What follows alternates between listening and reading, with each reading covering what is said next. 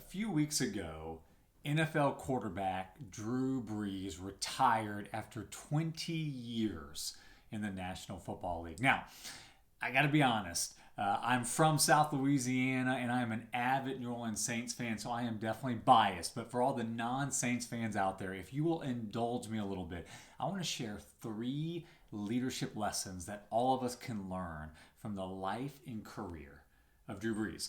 Number 1, focus on what you have.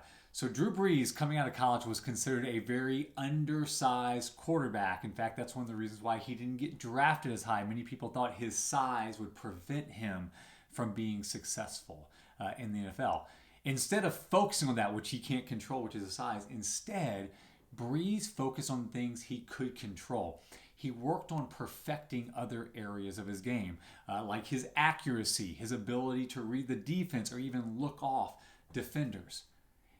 Great leaders, they don't whine and complain about the gifts or the natural abilities they don't have. Instead, they focus on perfecting and maximizing the strengths they do have.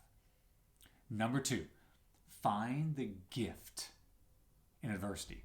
Now, Drew Brees, he knows a thing or two about adversity. Besides being undersized, he also suffered a significant and serious shoulder injury just a few years into his career. This injury was so significant that many people thought he wouldn't be able to play football at a high level again.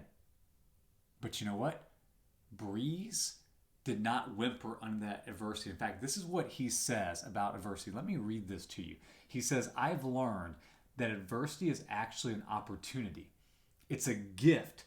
Though it may not look like it in the moment, the difficulties life throws at you can be a doorway to something better, something you hadn't even dreamed possible."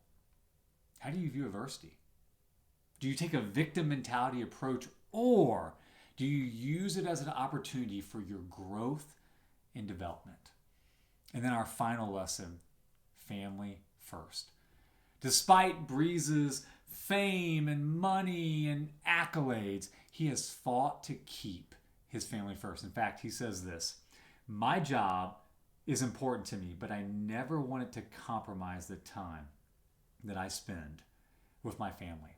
And that's actually one of the reasons why he is retiring, so that he can spend more time with his wife and his kids.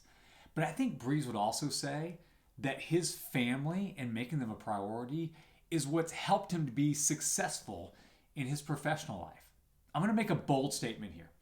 I don't think you can be considered a great leader professionally if your personal life is unhealthy. As Stephen Covey says, leadership always starts from the inside out. Personal success leads to sustained professional success.